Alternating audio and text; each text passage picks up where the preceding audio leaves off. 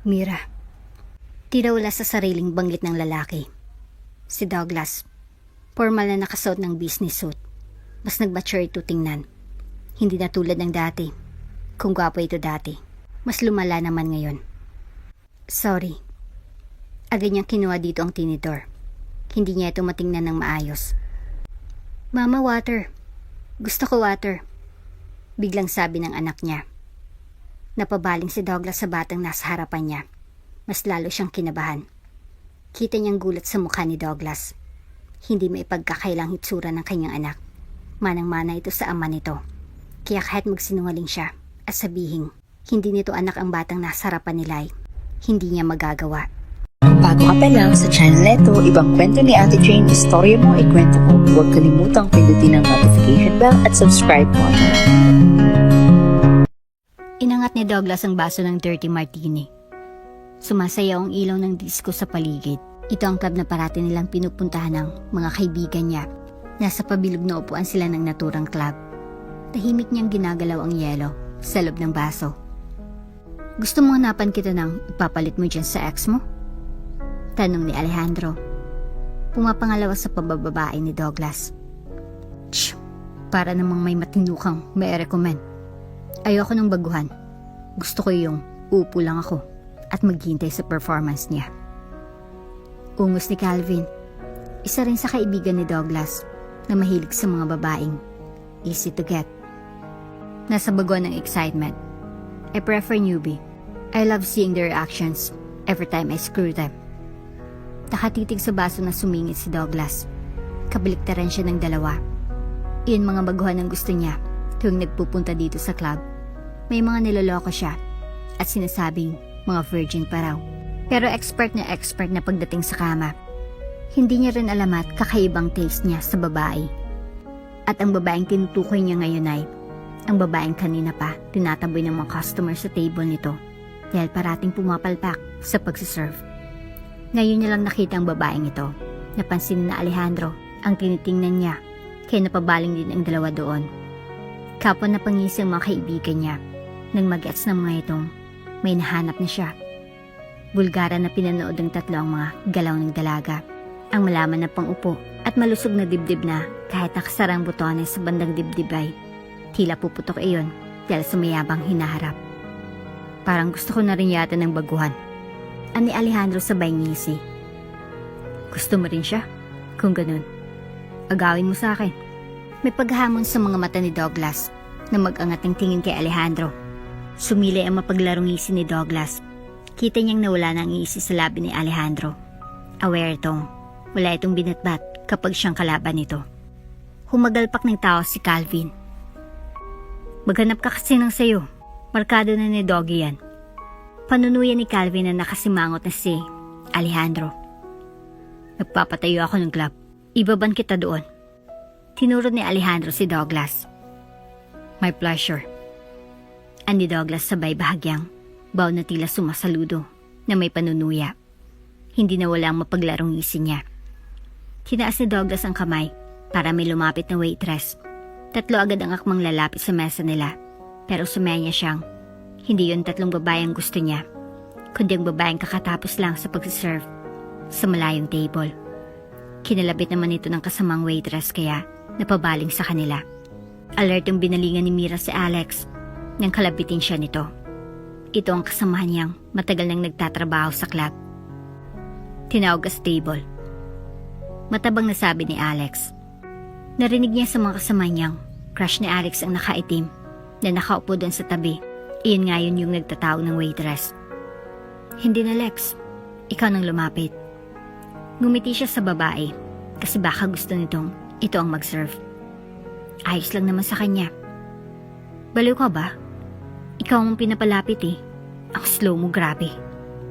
Iritadong tura ni Alex na agad na nag-walk out. Tila stress na stress sa kanyang sagot. Napakurap-kurap siya at kalaunan ay tatatarantang lumapit agad sa table na itinuro sa kanya. Nagdarasal siyang sanay, huwag siyang pumalpak ngayon. Good evening po. Aniya pagkalapit niya. Ano pong order nila? Nilabas niya agad ang listahan niya. Handa na siyang maglista ng mga orders ng mga lalaking ito. Nang mamalayan niyang walang nagsasalita sa tatlo, tanging tunog lang muna mula sa sound system. Ang pumailan lang.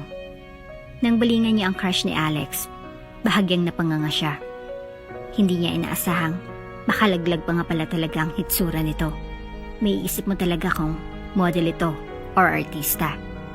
Kalaunan ay natauhan siya at napakurap-kurap. Yung order niyo po. Balik niyang banggit. Baka kasi maulit na naman ang pagkatulala niya sa lalaking ito. Pero imbis na sumagot ay, tinulak ng gwapong binatang baso nito. May laman niyong nakakalasing na inumin.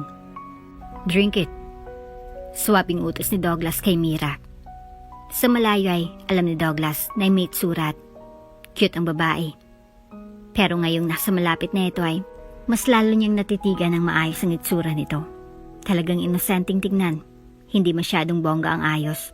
Hindi rin gaano kakapal ang make-up. Pero lutang ang ganda. Simple pero charming. Napansin niyang pamimilog ng magagandang mata ng dalaga. Mas lalo itong naging cute sa reaksyon nito. Pero po, hindi po kami pwedeng uminom ng ganyan kapag nasa trabaho. At isa pa ay, hindi rin talaga ako umiinom. Ani ng dalaga sa formal na boses. Medyo nagulat siya sa kalamang, hindi ito nag-iinom. Masyado naman yata itong mabait para hindi subukan ang ganoon. Then, this is your first. Hamon niya sa dalaga. Kita niyang alanganin sa mga mata nito. Pero po, hindi ka makakaalis kung ganun. Putol niya. Alam niyang nagpapakipot lang ito. Ganun naman talaga ang karamihan sa mga ganitong babae. Pakipot sa una. Tapos bibigay lang din kalaunan. Hindi niya maintindihan pero wala rin naman siyang pakialam. Just one shot, babe.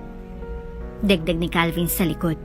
Kita ang kalituhan sa dalaga nang tingnan siya sa mga mata. Kitang nahirapan talaga itong magdesisyon. Gusto niya lang namang uminom ito. Magkakaroon din ito ng lakas ng loob mamaya para kausapin siya kapag tinamaan nito ng alak. Tapos kapag makapagpalagayan na sila ng loob ay, doon niya na ito dadalhin sa condo niya.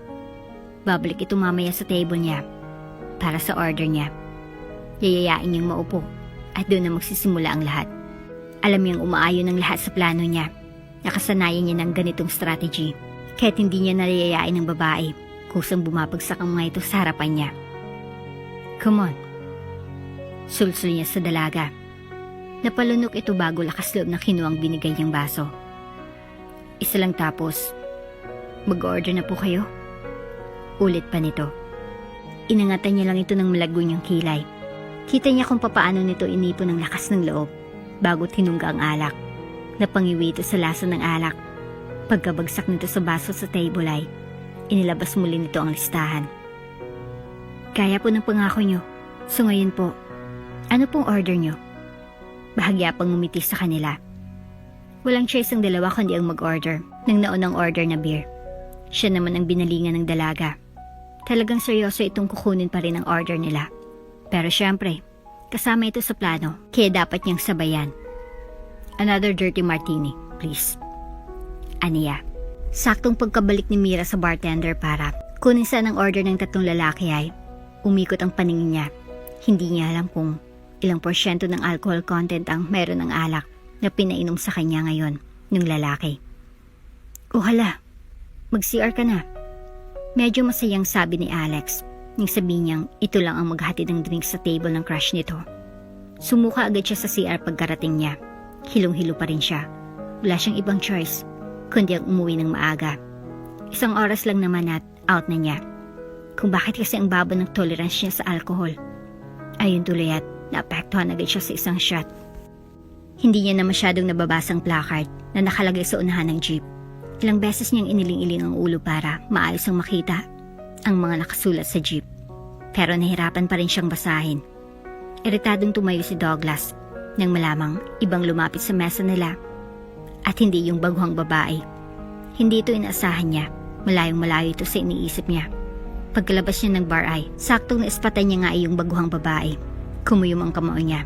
Hindi niya lubos sa kalaing. Ito ang magiging dahilan ng pag-init ng ulo niya ngayon. To the highest level na talagang pagpapakipot ng isang ito.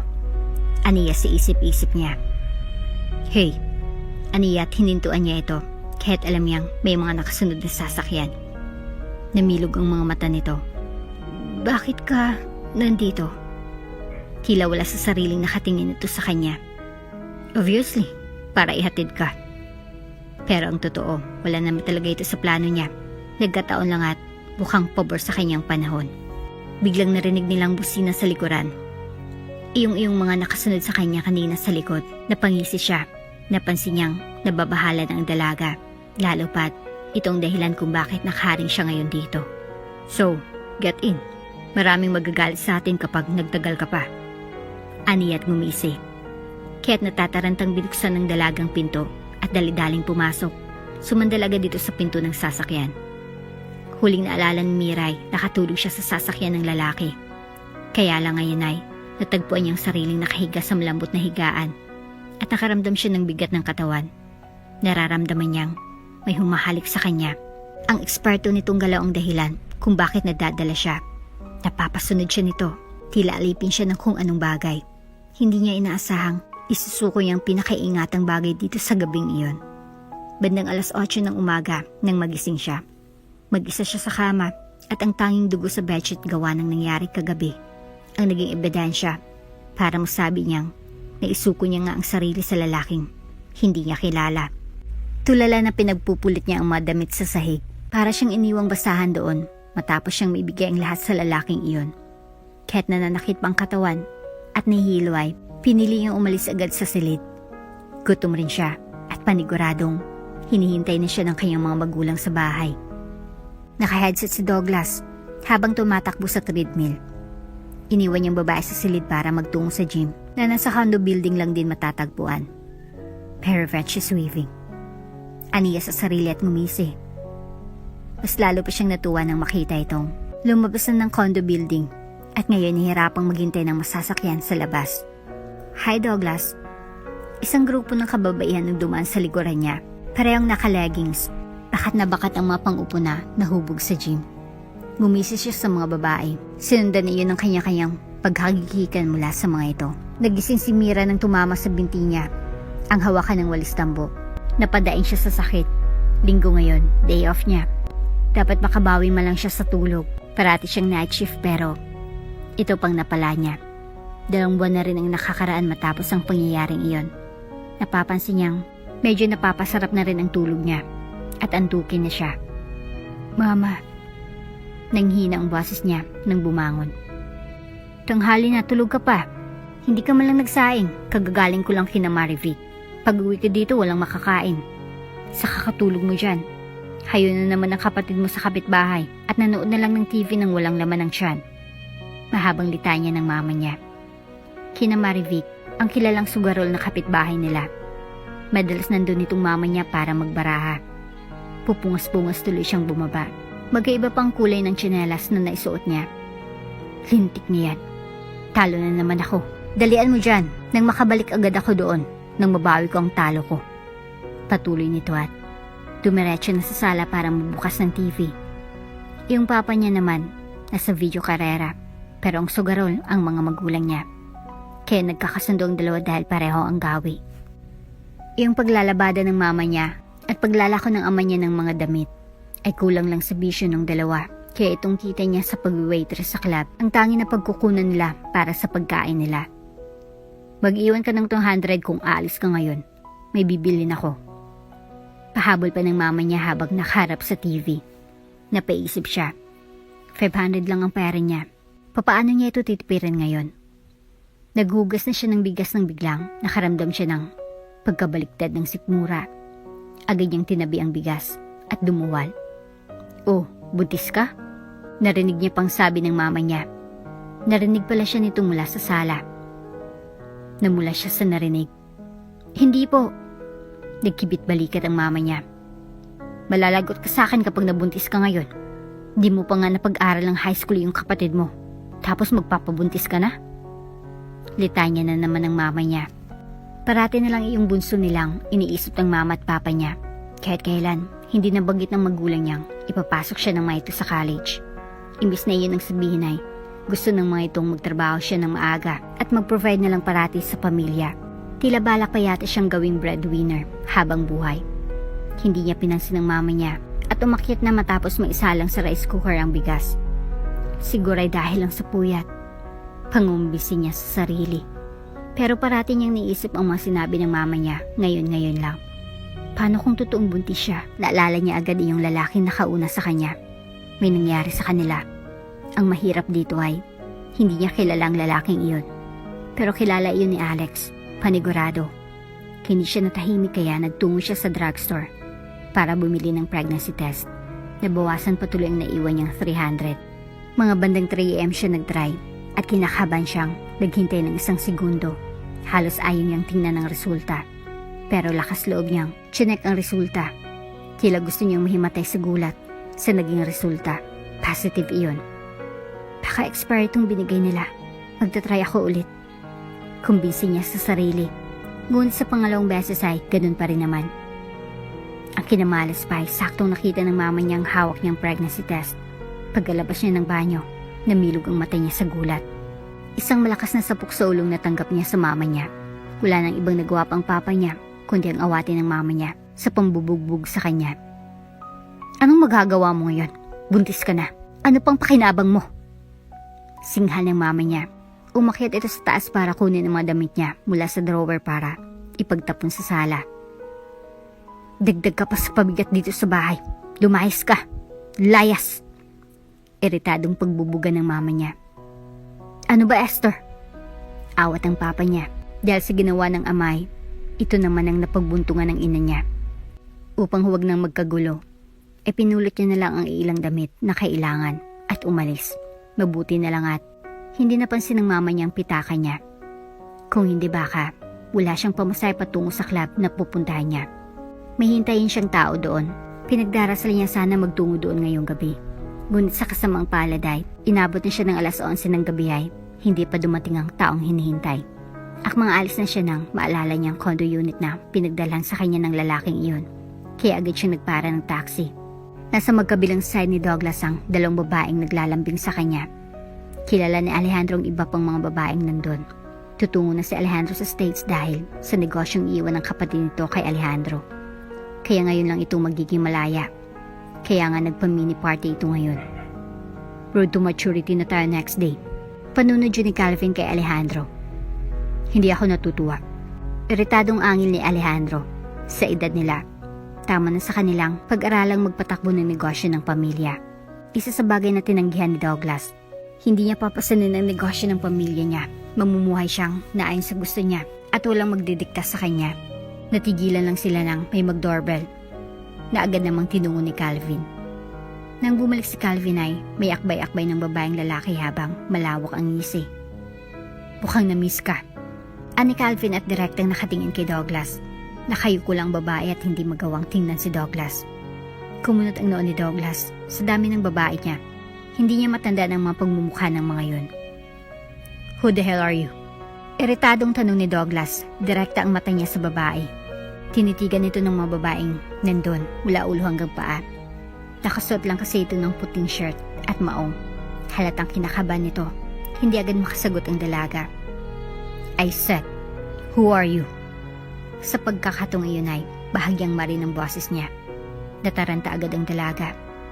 Ako si Mira, yung babaeng. Hindi maituloy ni Mira ang sasabihin. Hindi niya naman pwedeng sabihin sa lahat ng nandito na naka one night stand niyang binatang ito. So, what do you want? May tabang sa boses ni Douglas. Halatang walang gatang pakinggan ang masasabihin niya. Pero nandito siya para sa importanteng bagay. Hindi niya dapat palampasin ito. Pwede bang kausapin ka na tayong dalawa lang? Alanganin niyang pakiusap dito. Bakit? Sasabihin mo na makikipagbalikan ka? Ano bang sinabi sa'yo ni Douglas? At umaasa kang may kayo. Hindi siya nag-girlfriend. Natatawang singit ni Alejandro, sabay tungga ng beer. Nagtawanan ng babaeng nandun. Napanganga siya at medyo napahiya sa narinig. Nang balingan niya si Douglas ay natatawa na rin ito. Nakagat niyang ibabang labi dahil sa kayayang sinapit. May kaunting galit na namuo sa puso niya. Baka ka one night stand mo ito, baby. Malambing na sambit ng babaeng nasa gilid ni Douglas. Gusto pa yata ng second round. Hindi ko akalaing pumapatol ka sa mga ganito. Isa pang babae mula sa likuran niya ang nagsalita. Napapagit siya ng mariin. Nagtagis ang bagang niya. Kapag magpapadala siya sa mga salita ng mga ito, baka masayang pagkakataon niya. Kung ayaw nitong pag-usapan nila ito ng pribado, nang sila-sila lang, wala na siyang choice, kundi gawin ang naiisip. Bumuntong hininga siya, at matapang na tinignan si Douglas. May panunuya na umangat ang kilay ng binata, nang mapansin nito ang tapang sa mga mata niya. Inipon niya ang buong tapang niya, bago siya nagsalita. Buntis ako. Ikaw ang ama, Douglas. Diretsahan niyang banggit dito. Hindi agad nakareact si Douglas. Matagal bago niya napansin ang pagbabago ng emosyon sa mga mata ng binata. Kalaunan ay nagsalubong ang kilay nito. Agad naman nagbulungan ang mga babaeng nandun. Ang karamihan ay shock din sa narinig. Nang mapagtanto ni Douglas ang sinabi ni Miray, bahagyan ng laki ang mga mata niya. At agad tumayo sabay hila kay Mira palayo. Diretso sila sa silid niya at agad iyong sinara.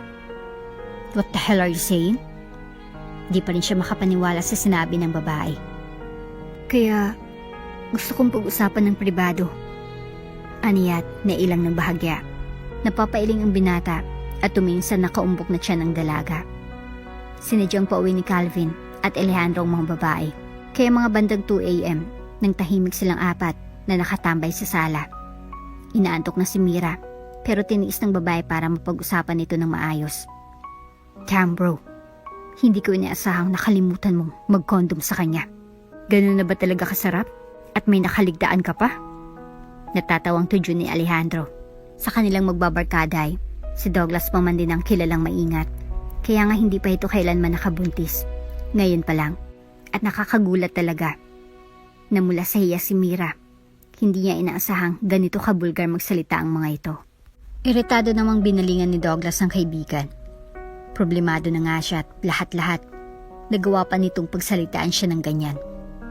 So, anong plano? Ani Calvin na kalmadong tumungga ng beer. Hindi agad nakapagsalita si Douglas.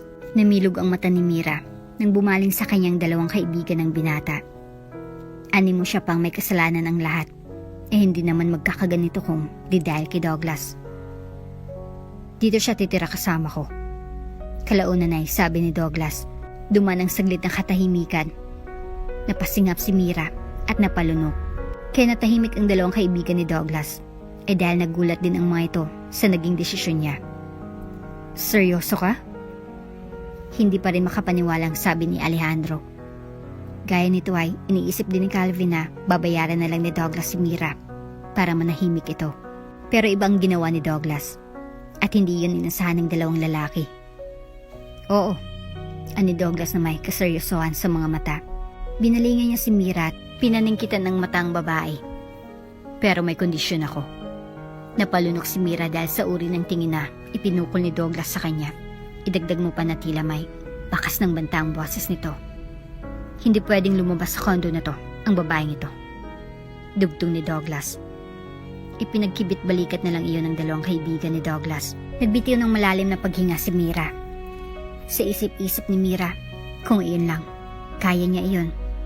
Kaya niyang makulog sa kondo ng binata. Kaya't ayos na si Mira at pakiramdam safety na siya. Nanatili pa rin siyang nakatulala sa may sala. Iniisip niya pa rin ang mabilis sa pangyayaring dumaan sa buhay niya. Napahawak siya sa tiyan at namamangha na pinakiramdaman iyon. Buntis siya. May buhay na nasa sinapupunan niya ngayon. Parang kinikiliti siya sa ideyang iyon. Kalaunan ay natagpuan niya na lang ang sariling nakangiti. Aalagaan kita. Di bali na kahit tayong dalawa lang. Pagkausap niya sa anak niya habang hawak ang tiyan. Hindi naman makatulog si Douglas. Napapaisip rin siya sa mga nangyari ngayon. Isa na siyang ama at naiirita siya sa ideyang iyon. Hindi pa siya handa. At sinisisi niyang sarili dahil naging pabaya siya. Iritadong bumangon siya at lumabas. Iinom sana siya ng tubig pero naabutan niya sa couch ni Mira. Tulog ng babae. Nakasiksik ito sa couch at paniguradong sasakit ang likod nito kinabukasan. Gusto niyang baliwalain niyon. Kaya lang, nang gumalaw ang babae ay muntik na itong mahulog mula sa couch. Natagpuan niya na lang ang sariling tinakbo ang couch para saluhin ito at maagapan ang muntik na nitong pagkahulog. Tulog na tulog pa rin si Mira kahit muntik na itong mahulog. Sa huli, wala na siyang choice kundi ang buhatin ito at ipasok sa silid. Pinili niyang siya na lang ang matulog sa sala at hayaan si Mira na komportableng humiga sa kama niya. Alam ni Mira na walang libre sa panahon ngayon. Kaya araw-araw, maaga siyang gumigising para maglinis. Hindi na rin masyadong umuwi si Douglas sa kondo, kaya siya lang naiwang nag-aasikaso sa lugar. Hindi rin siya pinapalabas, pero walang kaso sa kanya. Kaya lang, namumroblema siya sa madumarating na pagkain sa condo unit ni Douglas. Hindi niya na iyon halos maubos at saka isa pa sa nagpapahirap sa kanya ay ang pagsusuka niya. Tuwing matatapos siyang kumain ay bumabaliktad ang sikmura niya. Pero napapansin niya kapag watermelon ang kinakain niya ay hindi naman bumabaliktad ang sikmura niya. Kaya kapag may watermelon na kasama sa pinapadalang meal ni Douglas ay iyon lang ang kinakain niya. Ang ibang pagkain ay maayos siyang binabalot sa plastic at panakaw siyang bumaba para ipakain iyon sa mga pusang gala na minsang maligaw sa labas ng condo building. Ilang bra lang ang nakita niya sa silid ng unit habang naglilinis siya. Napapatanong siya sa sarili kung ilang babae na ba kaya ang nadala ni Douglas doon. Certified babaero talaga si Douglas. Hindi niya alam kung bakit may kaunting iritasyon na bumangon sa sistema niya sa ideyang iyon. Hindi agad nabungarin ni Douglas si Mira pagkarating niya sa kondo. Tinuning niya sa kwarto, wala rin doon. Kaya lang napansin niyang bukas ang kurtina sa glass wall ng kondo niya. Tsaka, napakalinis ng paligid, walang kahit anong alikabok at wala rin doon si Mira. Aray! Ani ng boses na kung saan. Sinundan niya kung saan ang galing iyon. Ngunit dinala siya niyon sa may terasa ng kondo. Doon natagpuan niya si Mira na nagbubuhat ng paso. Ilang malalaking hakbang ang ginawa niya para makarating agad sa kinaroroonan ng babae at agad binawi dito ang mabigat na paso. Ano bang ginagawa mo? Ani at iritadong binaba ang may kabigatang paso. Medyo nagulat si Mira sa presensya niya. Hindi nito inaasahang darating siya ngayon. Douglas, I never asked you to do these things. Mabigat iyan. Ano bang pumasok diyan sa kukote mo? Putol niya sa pagsasalita sana ni Mira. Ano? Patay na kasi yung... Then leave that. I didn't ask you to do it anyway.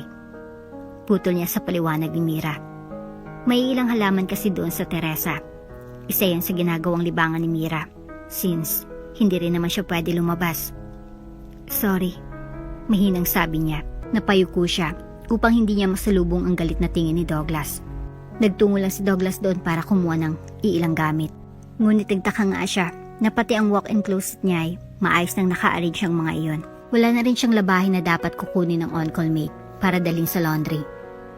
Pinakailaman mo ba ang mga gamit ko? May lamig sa boses ni Douglas nang tanungin si Mira. Oo, pasensya na. Nilinis ko lang konti. Ano ka ba dito? Bagong maid ka ba?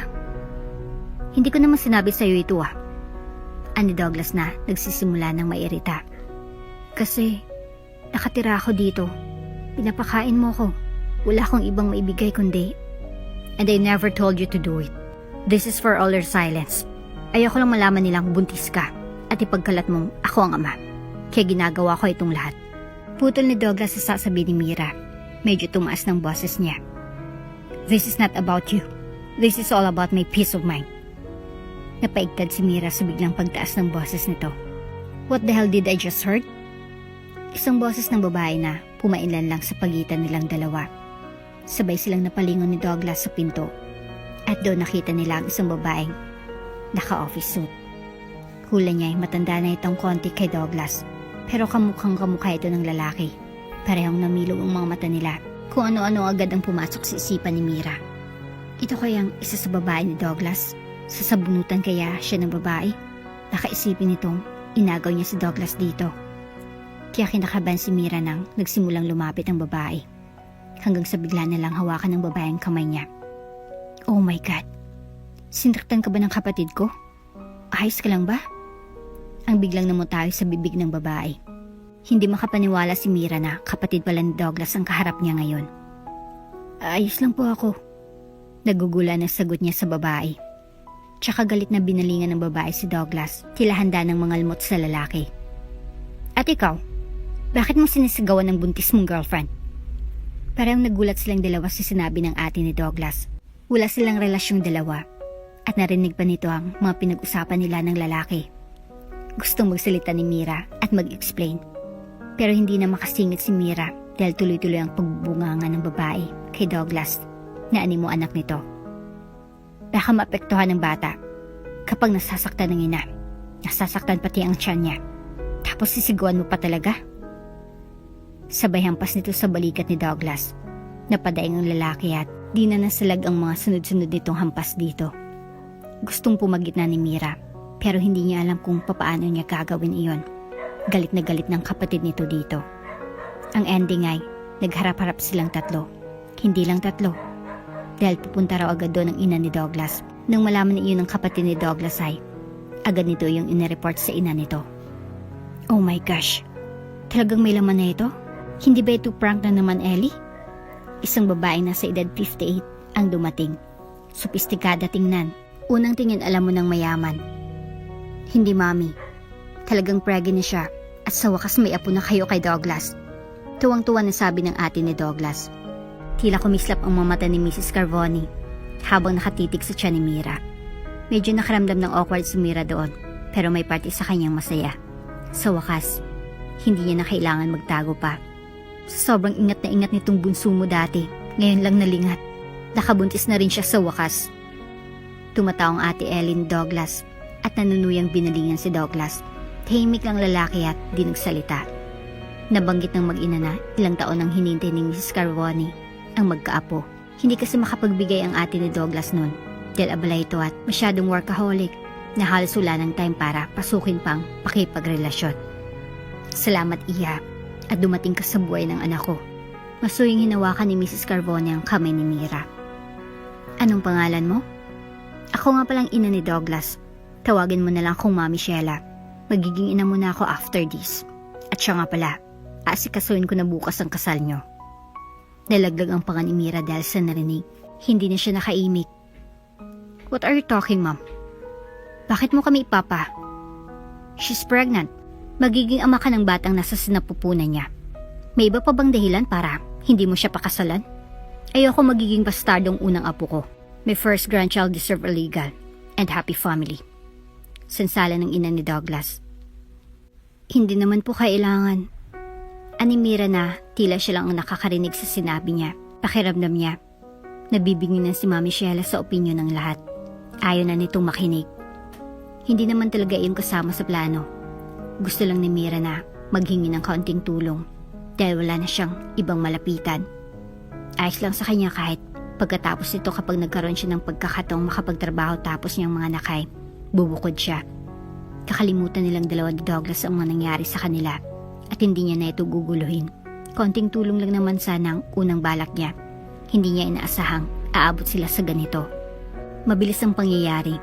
3 days after nung babuko sila ng pamilya ni Douglas ay binalita ng mga itong sa linggo ng kasal nila ng lalaki.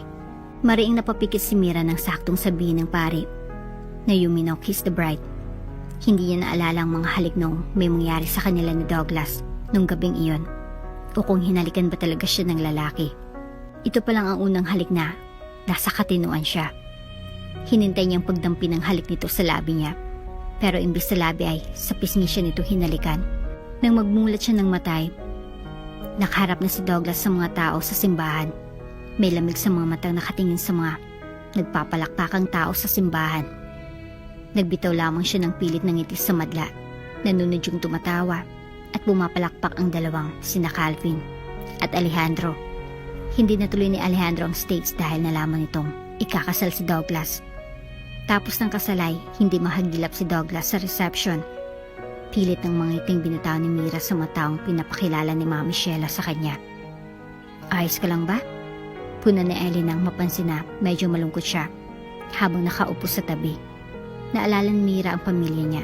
Gusto niya mang imbitahan ang pamilya niya sa kasal niya ay hindi niya magawa. Hindi pa sila nagkakaayos ng mama niya. Gusto niya man kausapin ng inay, natatakot siya. Oo, ayos lang. Medyo napagod lang. Aniya. Oh gosh, I'm sorry. I will call the maid to assist you upstairs. Tatawagan ko si Douglas na umuwi na. Hindi kanya dapat iniwan mag-isa sa gabing ito. Habang sa kabilang banday, nagdala ng babae sa unit niya si Douglas. Tapos ng mainit na tagpuay, hindi siya makatulog habang nakikinig sa ceiling. The girl he fucked was hugging him. Tulog na ito at ito siya, gising na gising ang diwa. Hindi niya alam kung dapat ba siyang magstay sa tabi ng babaeng pilit na ipinakasal sa kanya. Dahil sa gulo ng isipan niya, parang gusto niya lang umalis. Magpakalayo-layo hanggang sa mag-file ng divorce si Mira. Hindi niya kailanman pinangarap na matali sa edad niyang 26. Marami pa siyang gustong gawin. Nag-iwan ng sulat si Mira sa side table bago sumakay ng taxi, pabalik sa condo unit ni Douglas. Hindi na dapat madamay pa sa problema nilang pamilya ni Douglas. At saka, wala rin siyang balak na seryoso na ugnayan nila ng lalaki. Pagkarating ni Mira sa condo ay naabutan niya pang kakalabas lang ng babae sa silid ni Douglas. Nagulat ang babae at kunot noong nakatingin sa kanya, ang mula ulo hanggang paa. I'm sorry kung nakaka-istorbo ako. Huwag mo na lang akong pansinin.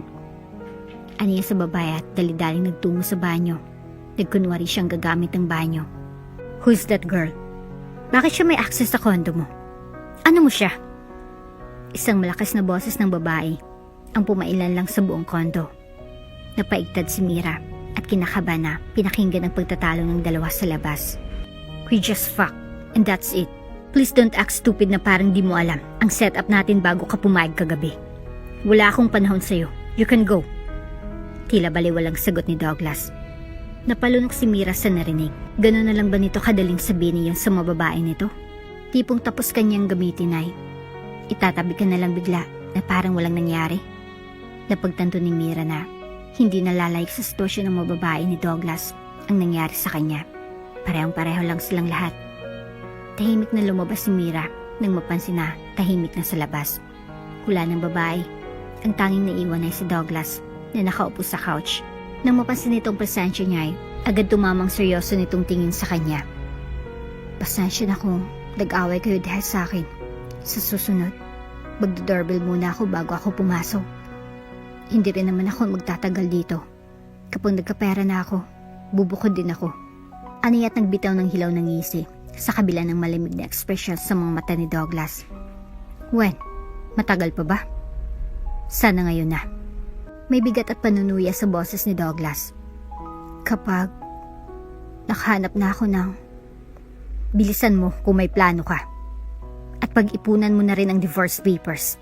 Ikaw naman nagsimula nito, di ba? Putol nito sa paliwanag niya at bigla itong tumayo para magtungo sa silid.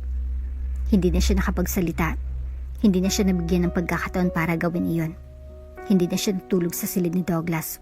Gabi-gabi ay angkaw siyang tulugan niya. Kahit papaano ay nagpapasalamat siyang hindi kalsadang tulugan niya. Maswerte pa rin siya kahit papaano. Maagang gumigising si Mira para ipagluto si Douglas. Kaya lang walang laman ang ref ng lalaki, kundi puro beer at tubig. Hindi naman siya pwedeng manghingi ng pera sa lalaki. Baka mas lalo pa itong magalit sa kanya. Kaya yung kakarampot niyang perang, ginastos niya para makabili ng uulamin. Kumukusot pa ng mata si Douglas nang lumabas ng kwarto. Naamoy niyang bagong luto na pagkain. Inom na sana siya ng tubig pero yung humahangos na Mira ang bumungad sa kanya. Hi, gising ka na pala. Nilinis ko na ang banyo. Pwede mo nang gamitin matapos mong kumain. Kain ka na. Nagluto ako. Alanganin ang ngiti ni Mira. Pinasada ng tingin ni Douglas ang mga niluto ni Mira. Kumunot ang noo niya ng pakitang ginisang gulay at kung ano-anong anik-anikang pagkain na niluto nito. Mas gusto ko kumain sa labas. Aniyat, inisnab ang pagkain na nakain. Kumuha siya ng roba at nagtungo sa banyo. Bahagyang ng mga si Douglas sa linis ng banyo. Hindi niya alam kung anong oras gumising si Mira para magawa lahat ng ito. Pati ang mga damit niya sa closet ay maayos na nakatupi, lahat ay organisado. Pero kahit ganun ay nanatili siyang iritado sa asawa. Nang malaman ng ina niya at umabot sa ama niya na nakabuntis siya ay napagdesisyonan agad ang pamilya na siya nang hawak sa negosyo na noon niya pa iniiwasan. Ngayong may pamilya na siya, pinipikot siya ng pamilya niya para sa pilitang ipasa sa kanya ang ownership ng negosyo nila. Kaya nga sa tuwing nakikita niya si Mira, nagagalit siya. Itong babaeng ito ang dahilan ng lahat ng ito. Simula nung sumulpot ito sa kondo niya ay nagsimula ng magkandaletse-letse ang buhay niya. Gusto niya itong pahirapan. Hindi pwede siya lang nahirapan sa sitwasyong ito. Linggo ng umaga, Nag-vacuum si Mira sa carpet ng sala. Tagaktak ang pawis niya. Ginabi siya sa lahat ng trabaho. Napansin niya kung ano-ano lang ang mga pinanggugulo ni Douglas sa silid. Pagkapasok niya, gulong-gulo na naman ang closet nito. Tapos ayusin niya na naman ulit. Napapansin niya rin na dumadami pa lalong trabaho niya. Pero ayos lang sa kanya. Iyon lang naman ang inaatupag niya. Nagsisimula na rin kasing magtrabaho si Douglas sa kumpanya. Naiintindihan niyang mas pagod pa ito kaysa sa kanya. Napatingin siya sa wall clock. Walang trabaho si Douglas dahil linggo ngayon. Paniguradong nasa club na naman ito. Nire-ready niya ng sarili. Baka kasi magdala na naman ito ng babae sa kondo. Kailangan handa siya. Naalala niya pa noong pagbuksan niya si Douglas at ang babae nito nung nakarang linggo. "Who's this?" Angat ang kilay na tanong ng babaeng kasama ni Douglas. "Don't mind her." Garalgal na sabi ni Douglas. "Probably a maid." Naalala niya pang sabi ng babae.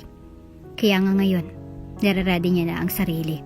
Kailangang madepensahan niya man lang si Douglas para hindi basirang reputasyon nito sa mga babae nito. Ayos na yung isipin ng mga babae nitong katulong lang siya. Kahit papaano'y makatulong siya sa lalaki, lalo pat ito na lang inaasahan niya para makasurvive sila ng anak niya. Nang mag-doorbell ulit ay ang niya yung binuksan, kaya lang nagulat siya nang malamang hindi babaeng kasama ni Douglas, kundi isang payat na lalaki na nakaalalay kay Douglas. "Good evening po. Ako po yung taxi driver na pinara ni sir. Kanina niya pa ako kinukulit na iakyat ko raw siya kaya inakyat ko na lang.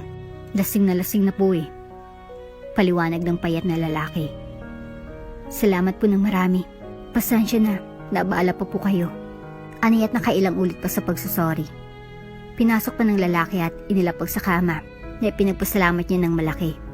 Baka kasi mirapan lang siya kung siya pang magpasok kay Douglas sa loob. Agad niyang inasikaso ang asawa. Kumuha agad siya ng bimpo at tawel para punasan ito ng maligamgam na tubig.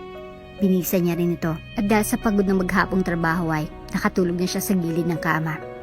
Nagising si Douglas na may nakahawak sa kamay niya. Mabigat ang ulo na bumangon siya at nalaman ng kamay ay nakahawak sa kanya ay kay Mira. Tulog na tulog ito habang nasa ganong posisyon. Kunot noong mapansin niyang nakabihis na siya. May bimpo at malit na basin sa table side. Ibig sabihin ay itong nag-asikaso sa kanya kagabi. Gising ka na pala." Garagal ang boses na sabi ni Mira. Nagising agad dito nang mamalayang gising na siya. "Iinitin ko lang ang sabaw saglit." Agad itong umalis sa kinauupuan at halatang puyat pa. Umalis agad dito para initin ang sinabing sabaw. Amoy niyang ininit nitong sabaw pagkalabas niya. Tamang-tama at iyon ang hanap niya ngayon. Alert at mabilis ang mga galaw ni Mira na naglapag ng kubyerto saka sinabaw ang buto-buto ng baka. Tinikman niyang luto nito. Nagulat siyang malaman na masarap itong magluto. Hindi niya namamalayang naubos siyang isang malaking bowl niyon. "Mabuti naman at naubos mo. Gusto mo pa?" Nakangiti na sabi ni Mira na huminto sa pagkain. "No thanks." Aniyat bahagyang nagtagis ang bagang. Bakit parang enjoy na enjoy pa yata siya ngayon? First time na may ibang taong nag-aasikaso sa kanya ng ganito. Since birth, yaya niya lang ang nag-aasikaso sa kanya. Nung mamatay ang yaya na iyon, hindi niya na naranasang asikasuhin ng ganito. Kaya nga ayaw na ayaw niyang pumasok sa kumpanya nila at magtrabaho. Ayaw niyang matulad sa ama at ina niyang nalulung na sa trabaho sa kumpanya. Pakiramdam niya, isinumpa ang kumpanyang iyon. At isa sa napapansin niya, paunti-unting sumusunod sa yapak ng magulang niya ang nakakatanda niyang kapatid na si Ellie. Nagtungo siya sa closet niya. Nagsalubong ang kilay niya nang makitang maayos na naman ulit ang damitan niya. Sinasadya niyang gulhin iyon para mahirapan si Mira. At kalaunan ay sumukat mag-file ng divorce. Pero ibang klaseng haba ng pasensya ng asawa niyang ito. Mula sa siliday, narinig niyang paggabasag ng kung ano-ano sa labas ng silid. Dali-dali siyang lumabas at naabutan si Mira na nakabulagta sa sahig. Tumapon ng sponge. Tingin niya ay nagugas ito ng plato bago ito mahimatay. "Mira!" Wala sa sariling banggit niya at agad nilapitan ng asawa. Mabilis niyang kinarga ito at dali-daling nilabas. Mabigat ang katawan na nagmulat si Mira. Ang kisame ng hospital ang bumungad sa kanya. At iritadong tingin ni Douglas ang sumalubong sa kanya. Agad lumapit si Douglas matapos makausap ang doktor. "Bakit tayo nandito?" Aniya sa nanghihinang boses at tinignan ang swero sa braso. "Tell me the truth, Mira." Panimula ni Douglas. Medyo nanigbago siya nang banggitin nito ang pangalan niya. Did you eat well? Oo, kumain naman ako. Aniya at nagbitiw ng alanganing ngiti. Liar. Iritadong tiningnan siya ni Douglas. Napalunok siya at nag-iwas ng tingin. Nagguilty siya at halos ayaw niya itong tingnan. Inilapag ni Douglas ang lahat ng medicine na binigay ng doktor sa kanya. Ano naman ito, Douglas? Malumanay na hindi makabasag pinggan ang boses ng asawa niya. Hindi niya alam kung kailan niya pa ito napansin. Wala naman siyang pakialam dito noon pa man. Ang habol niya lang dito ay sex. Kaya lang nakakapagtaka ngayon na tila napakarami niya nang napapansin kay Mira. Ang problema ay tila siya lang naman itong ginagawang big deal ang mga gestures ng babae. May binigay na reseta ang doktor sa'yo. Susundin natin iyon. Aniya at pinagbasta ng babae. Kung hindi ito nahimatay ay hindi niya mapapansing pumapayat na ito. Kanina noong buhati niya ito ay hindi man lang siya napagod. Sobrang gaan kasi nito. Ang sabi ng doktor ay malnourished si Mira. Bumaba din ang hemoglobin at kulang sa vitamins. Naalala niyang simulang dumating ito sa condo niya ay wala itong tinitake na kahit anong vitamins na para sa baby. Pinagbasta niya ito at naalala ang sinabi ng doktor. Stress ba siya? Ilayo mo sa stress ang asawa mo. Hindi nakabubuti sa ina, lalo na sa bata. Huwag siyang magpapagod masyado. At saka, masala ng 2 months. Naalala niya pa kung anong kalokohan ang pinagagawa niya nitong mga nagdaang araw. Saka gustong pahirapan si Miray. Hindi niya namamalayang napapahamak niya ng babae. Hindi niya nga napansin na dala-dalawa lang ang damit na suot nito. Puros loose t-shirt pa ang mga iyon na animo. Damit ng papa nito na ginawa na nitong damit pambahay. Hindi pa ba tayo uuwi, Douglas? Usisa ni Mira nang mapansin ng ibang daan ang tinatahak ng asawa. Bumili siya ng wheelchair para kahit papaano ay isasakay niya na lang si Mira doon pagkababa nila. Hindi nagsalita si Douglas hanggang sa makarating sila sa mall. Bumaba sila at naka-wheelchair na pumasok si Mira nang itulak ni Douglas papasok ng mall. May bibilhin ka ba? Baka abala lang ako. Maghihintay na lang ako sa entrance o dito na lang sa labas. Let's get inside, Mira. Putol niya sa sasabihin. Nang magtungo naman sila sa restaurant ay kita ni Douglas kung paano nanlaki ang mga mata ni Mira. Nang magsimula silang pumili ng menu ay hindi mo lang nagsalita agad si Mira nang tanungin ng waiter. Tubig na lang siguro. Hindi pa naman ako nagugutom. Iyon ang sagot ni Mira. Same order lang kami. Singit ni Douglas. Gulat na napatingin si Mira sa asawa. Wala siyang pambayad. Hindi siya mapera tulad nitong si Douglas. Anong ibabayad niya? Parang gusto niya tuloy pagsisihan na sumama pa siya. Hindi pa naman ako gutom. Kagigising mo lang tapos sasabihin mong hindi ka gutom? Sino bang niloloko mo? Iritadong apila nito. Napansin ni Douglas na hindi masyadong ginagalaw ni Mira ang ulam. Ang akala niya ay nahiya lang ang babae, pero napansin niyang naubos nitong watermelon. Gusto mo pa? Offer niya sa watermelon na nasa plato niya. Alanganin na tumango si Mira. Medyo nahiya na tinanggap ang watermelon. Doon nakumpirma ni Douglas kung saan nag-crave ang asawa. Sa watermelon. Tagtungo sila sa isang butik. Lahat ng tinting na ni Mira ay binibili niya. Hindi si Mira katulad ng mga babaeng nakakadate niya. Nawagas kung magtuturo. Pero mas nagpapasalamat pa siya kung magturo nga ito. At utusan siyang bilhin iyon. Hanggang sa tumigil ang asawa sa isang crib na kulay blue. Nakita niya kung papaano nito tingnan ang price tag niyon. Pero agad ding binitawan. Pero napansin niyang panaybaling si Mira sa naturang crib. Nang silipin niyang presyo ng crib ay hindi naman iyon gaano kamahal. Sa lahat ng bagay na tiningnan ni Mira, ang crib ang parati nitong sinusulyapan. Nangangahulugan na gustong gusto nito iyon higit sa lahat. Siguro ay para sa bata. Nang dumaan din sila sa tindahan ng damit na para sa bata, yung damit pang bata din agad ang tinungo ni Mira. Sa kauna-unahang pagkakataon ay pumulot ng 2 t-shirt para sa baby si Mira, pink at blue. Ang 2 kulay na hawak nito. Halatang naguguluhan din ang asawa kung para sa anong gender ang dapat bilhin. Habang abalat nalilito si Miray, natagpuan na lamang ni Douglas ang sariling pinagmamasdan ng asawa. Hindi niya mapigilan ang sariling pagmasdan nito. Tila natutuwa siya na hindi niya maintindihan. Bakit naman siya matutuwa? Pumipili lang naman ito ng damit para sa bata. Para sa batang anak nilang 2. Umalis si Mira sa mga damit para magtungo sa counter. Bitbit ang 2 piraso ng damit na napili. Nilapitan niya agad ang sales lady na agad namula nang makita siya. Yes, sir? May lambing sa boses nito. Ito, at ito. Pakibalot. Bibiling ko lahat yan. Tinuro niyang 20 dozen ng damit na tiningnan lahat ng asawa niya kanina. Para sa inaanak niyo po? Di makapaniwalang nakiusyoso ang sales lady. Hindi, para sa anak ko. Bibiling ko kasi gusto ng asawa ko. Tinuro niyang walang kamalay-malay na si Mira na ngayon nakapila na sa counter. Nawala bigla ang sparks sa mga mata ng sales lady. Nilaman nitong may anak na siya at ngayon nandun pa kasama niyang asawa. Lumapit na siya sa counter. Hindi man lang nagreklamo si Mira. Patuloy pa rin itong pumipila. Miss? Tawag niya sa cashier.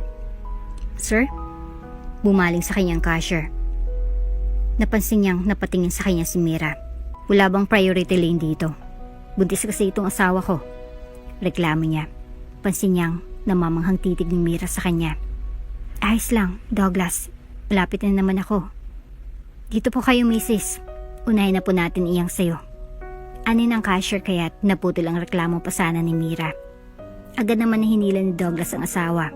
Kasi namahang magpapunch ng binili. Nang magpaalam na magsi-CR si Mira, nagkaroon ng pagkakataon si Douglas. Natawagan ng tauhan sa mansyon para magtungo sa mall at kunin lahat ng pinamili niya. Sa mga sumunod na linggo ay abala na si Douglas. Sa pagkakataong ito ay halos hindi na makauwi ang lalaki para kumain sa kondo. Late na rin nakakauwi sa kondo dahil parating nag-overtime. Balak ni Douglas na magsumika pa. Bigla na lang nag-pop up sa utak niyang magpapagawa siya ng malaking bahay para sa mag-iina niya. Kaya't magsisikap siyang makaipon. Ang hindi na mamalayan ni Douglas ay tila nagiging workaholic na rin siya tulad ng pamilya niya. Sa gabi tuwing umuwi ang lalaki ay tulog nang naabutan niya si Mira sa couch. Matyaga itong naghintay sa pag-uwi niya. Sa umagay, nakaalis na siya bago pa man nagising si Mira. Hindi na ito nakapagluto dahil parati na lang sumasama ang pakiramdam nito. Halos hindi na sila nagkikita sa bahay. Isang umaga nga ay nagising na lang si Mira na wala ulit si Douglas. Ngunit sa umagang iyon ay may nag-doorbell. Ina-expect niyang magulang ni Douglas ang nasa pinto. Kaya lang isang matangkad na lalaki ang napabuksan niya. Oh, hi. May mag-aangiti na nakapaskil sa mukha ng lalaking nasa pinto. Good morning. Nandito ba si Douglas? Kung ikumpara kay Douglas ay may pagka-soft at friendly ang isang ito. I am his friend. Matagal na ring hindi kami nagkita. Binigyan niya ito ng maluwag na ngiti. Tuloy ka. Iniskaso ito ni Mira. Ina-expect niyang matutuwa si Douglas kapag nalaman nitong nandito ang kaibigan nito. Pagod na pagod si Douglas. Ngayon lang siya uwi ng maaga para makasalo sa hapunan kahit papaano si Mira. Matagal na nang huling nagkasalo sila. Pagkapasok niya sa kondo ay bumungad sa kanyang mabining tao ni Mira. Kunot noo at nagtataka tumuloy siya sa loob. Naabutan niyang nagtatawanan ng asawa niya at lalaking kasama nito. Mira. Aniyang dumagundong ang boses sa buong lugar. Tumayong lalaki at mumaling sa kanya.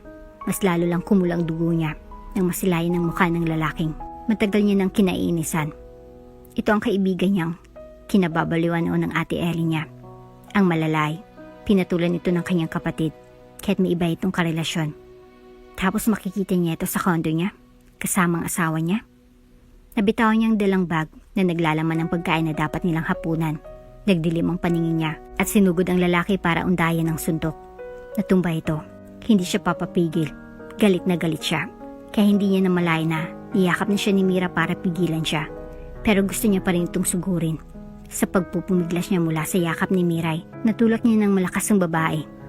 Nang makawala siya ay sinugod niyang kaibigan at pinaulanan ng malalakas na suntok. Nang hindi na nito kayang lumaban ay saka siya natauhan. Binalingan niyang asawa. Namilog ang mata niya nang makitang namumutla at natulala si Mira habang nakasalampak. Ang mas lalong nagpalaki ng kanyang matay nang makita niyang dinudugo ang babae. Tumutulong pa ang dugo mula kay Mira nang pumasok sila sa isang ospital. Tulala at hindi makagalaw si Mira. Sinabi ng doktor na ayos ng bata, ligtas na ito. Hindi naman ito napahamak ngunit muntik na. Hindi pa rin makausap si Mira. Nandyan parati si Douglas sa tabi niya ngunit hindi niya ito kayang lingunin. Oh my gosh. On behalf of my son, please, I'm sorry, Iha. Kasalanan ng anak ko ito. Umiyak ang ina ni Douglas nang makarating ito sa ospital. Hindi niya pinansin ang sinumang humihingi sa kanya ng sorry.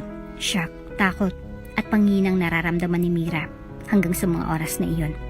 Pero mas lalong nanaig ang galit sa puso niya. Oras na may mangyari sa anak niya. Hindi niya mapapatawad sino man ang may kasalanan na iyon. Pina-hospital na rin ang kaibigan ni Douglas dahil malala ang mga pasana na natamo nito mula sa suntok ni Douglas. Mabuti na lang at hindi pinush ng lalaki ang kaso kay Douglas. Wala ring balak magkaso si Mira, pero isang bagay lang gustong hingi ni Mira. Gusto ko ng annulment. Iyon ang namutawi sa bibig ni Mira pagkarating ni Douglas. Nagulat si Douglas. Hindi agad nakapagsalita. Hindi kita kakasuhan, pero pumirma ka sa annulment, Douglas. May bigas sa boses ni Mira habang mataman at may galit ang mga matang nakatitig kay Douglas. Kung ganun, kasuhan mo na lang ako. Ipakulong mo na lang ako, Mira. Kitang desperasyon sa mga mata ni Douglas. Hindi maintindihan ni Mira kung bakit mas pipiliin ito iyon. Iyon ang matagal ng gusto ni Douglas. Nararamdaman niya ito dati pa. Kaya bakit ito naman ang ayaw ngayon? Kahit hindi mo na ako patawarin, please. Don't do this. Lumapit si Douglas at halos maglumuhod. Ilang beses siyang umiling at umiwas sa mga hawak ng lalaki. Dahil sa galit na namutawi sa puso niya, hindi niya makita ang sariling kinakaawan si Douglas, lalo na tuwing maalala niya ang muntik na pagkawalan ng anak niya dahil sa kapabayaan ng lalaki nasa harapan niya ngayon. Kung hindi mo magawang pakaama, at least sa pagkakataong ito, maging makatao ka. Gusto ko nang makipaghiwalay sa'yo, kaya ibigay mo ng gusto ko. Dumating ang isang buwan. Kahit ilang beses na kinumbinsi ni Douglas ang asaway, patuloy pa rin na pinupush ni Mira ang annulment.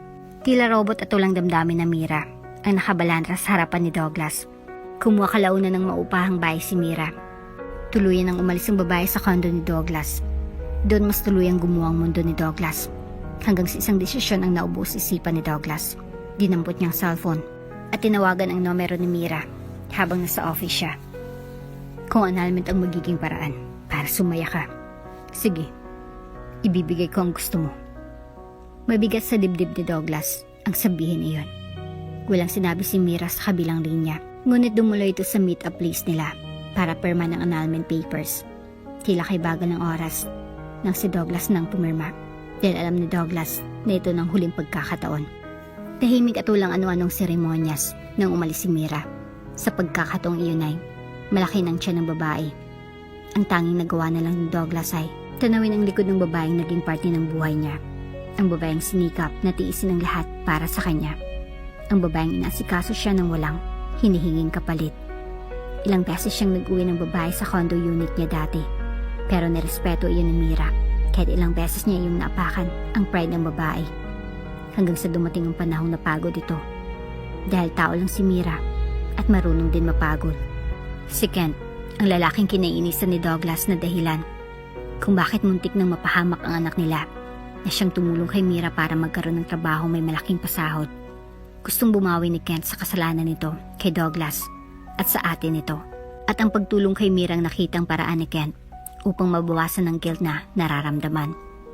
Nang sinabi ni Kent ang gusto nitong ma-assign si Mira sa Canada, ay agad iyong grinab ng babae. Alam ni Kent na gusto lang lumayo ni Mira para makalimot.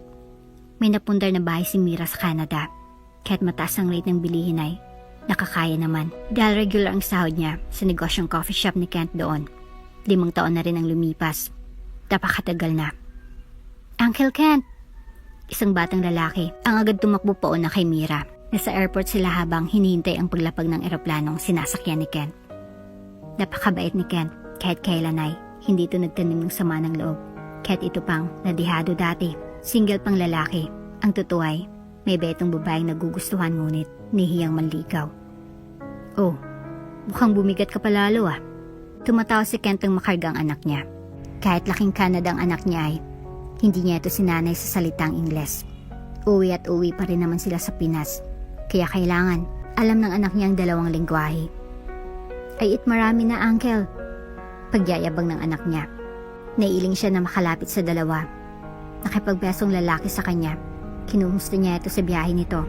Sunday, nag-report rin siya sa sales nila nitong mga nagdaang buwan.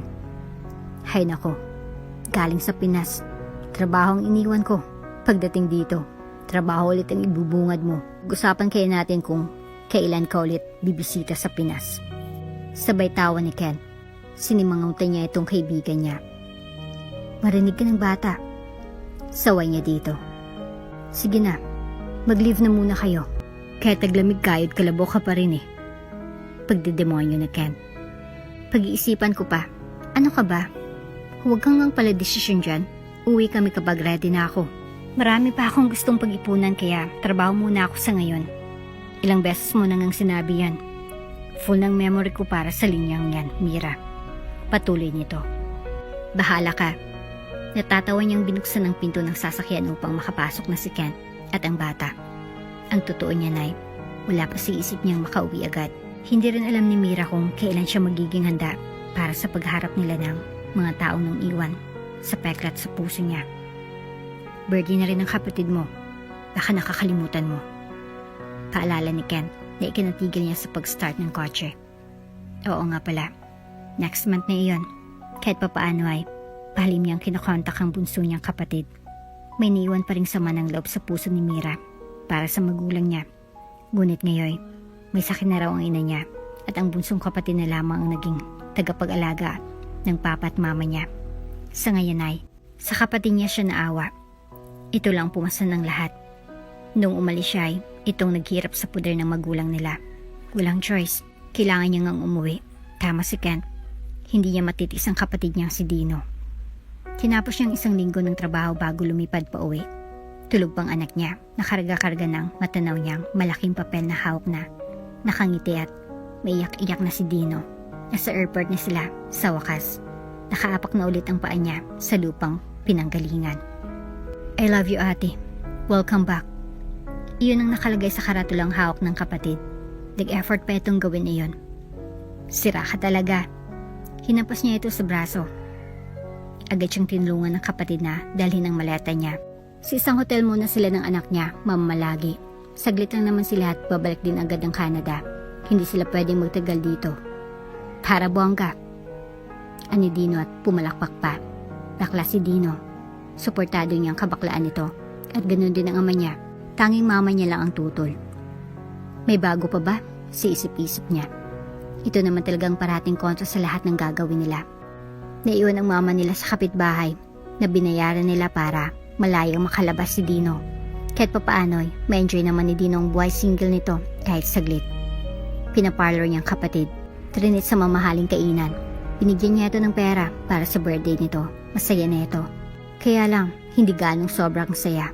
Dahil hindi siya pwedeng dumalo muna ngayon sa kaarawan nito. Siya na munang aasikaso sa branch ni Kent dito sa Pinas. Habang nandito siya, hintayin niyang makabalik si Kent dito bago sila lilipad ulit tungo sa Canada. Eat muna tayo sa baba? Tanong niya sa anak nang magising ito at kumpleto ng tulog. Yes, mama. Bis muna ako. Nagbibis na itong mag-isa dahil hindi niya hinayang parati na lang itong nakadepende sa kanya. Pagkatapos nitong makapagbihis ay bumaba na sila. Gustong-gusto niyang puntahan ang bahay nila para mabisita ang mama niya. Pero hanggat hindi sinasabi ng mama niyang gusto siya nitong makita, hindi siya magpapakita. Kaya ng parating itong kainin, lasagna. Iyon na naman ang order ng anak. Nasagi niyang tinidor kaya nahulog iyon. Akmang pupulutin niya iyon nang may naunang pumulot niyon. I'm sorry. Aniya tumingala. Hindi niya na nagawang abutin ang hawak nitong tinidor nang makita niyang maayos na may-ari ng kamay na pumulot ang tinidor. Mira. Tilawla sa sariling banggit ng lalaki. Si Douglas. Formal na nakasuot ng business suit. Pas nag-mature itong tingnan. Hindi na tulad ng dati. Kung gwapo ito dati, mas lumala naman ngayon. Sorry. Aniya agad na kinuha ang tinidor. Hindi niya ito matingnan ng maayos. Mama? Water. Gusto ko water. Biglang sabi ng anak niya. Napabaling si Douglas sa batang nasa harapan niya. Mas lalo siyang kinabahan. Kita ang gulat sa mukha ni Douglas. Hindi may pagkakailang itsura ng kanyang anak. Manang-mana ito sa ama nito. Kaya kahit magsinungaling siya at sabihin hindi nito anak ang batang nasa harapan nila ay hindi niya magagawa.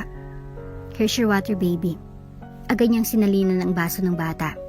Napansin niyang hindi natinag si Douglas sa kinatatayuan. Kinakaban siyang baka kausapin nito ang bata. Paano kung makipaglapit ito sa anak niya? Tapos biglang gustong sumama ng anak niya sa ama nito. Kung ano-anong pumasok na ideya sa utak niya dahilan para mas lalo siyang kabahan.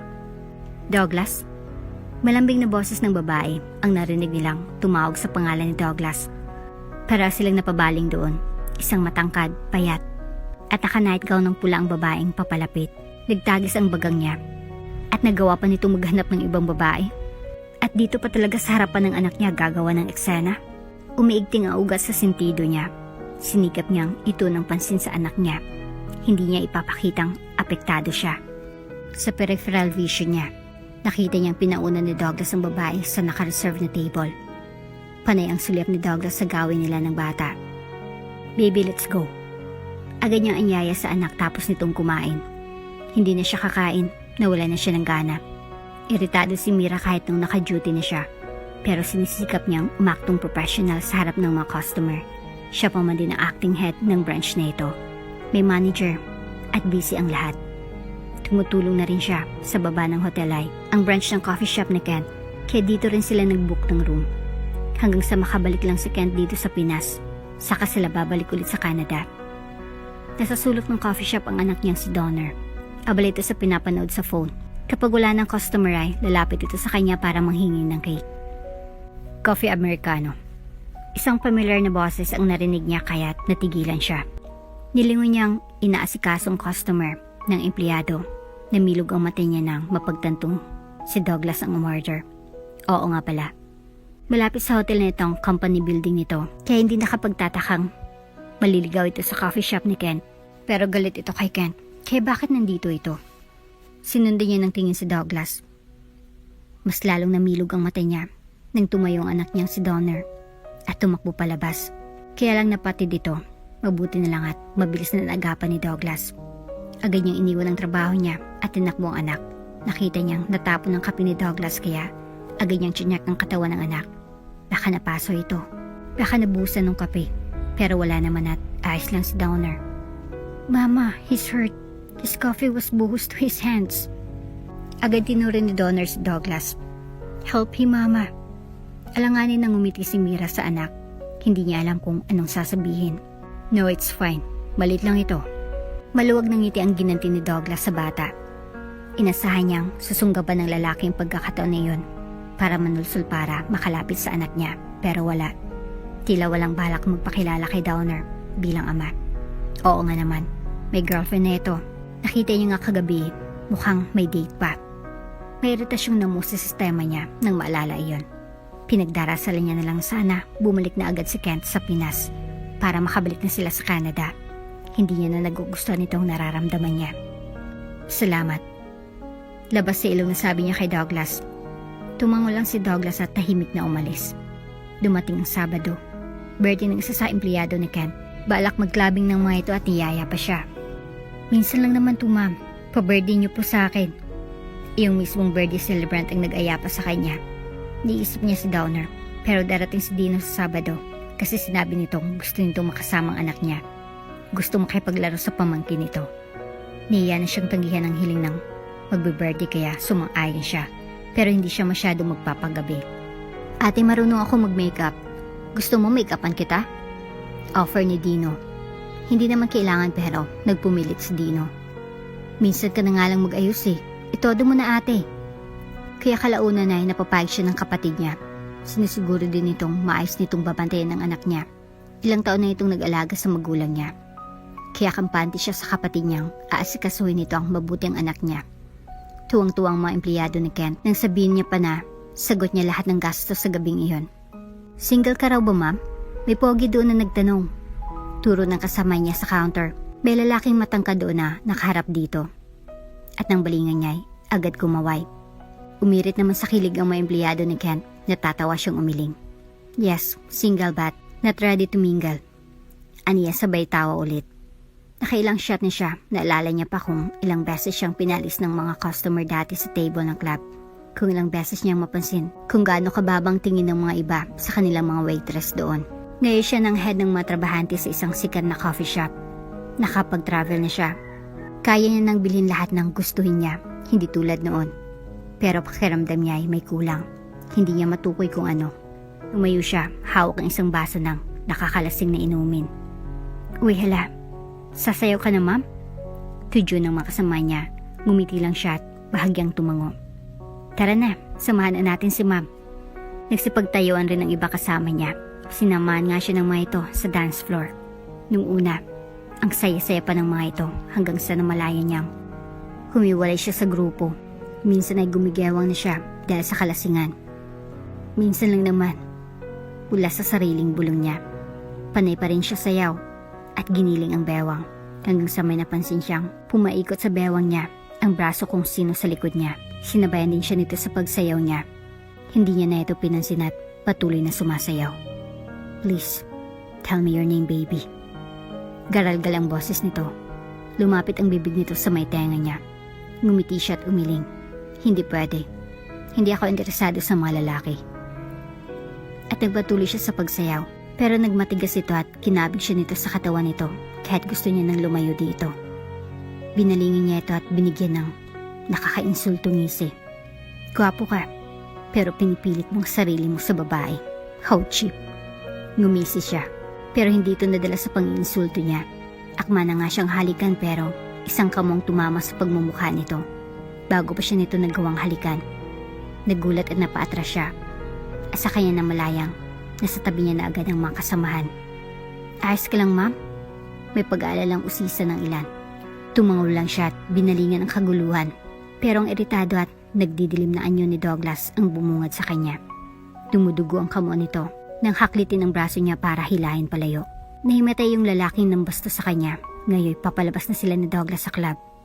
Hindi na siya nakapagsalita sa bilis ng mga pangyayari. Natagpuan niya na lang ang sariling nasa loob na ng kotse ni Douglas. Unang apak pa lang nito sa accelerator ng sasakyan ay todo na agad ang speed. Namilog ang mata niya sa takot. Dahan-dahan sa pagpapatakbo, Douglas. Ano ba? Sinigawan niya ito.